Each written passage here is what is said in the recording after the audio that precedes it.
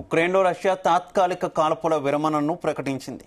Victory day నేపథ్యంలో వచ్చే నెల 8 నుంచి 10వ తేదీ వరకు పూర్తిస్థాయి కాల్పుల విరమణ పాటిస్తామని క్రెమ్లిన్ వెల్లడించింది.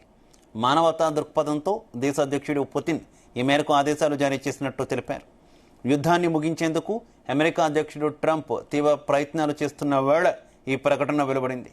రెండవ ప్రపంచ యుద్ధంలో నాజీ జర్మనీపై విజయానికి గుర్తుగా రష్యా ప్రభుత్వం ఏటా మే 9న విక్టరీ డే వేడుకను నిర్వహిస్తోంది.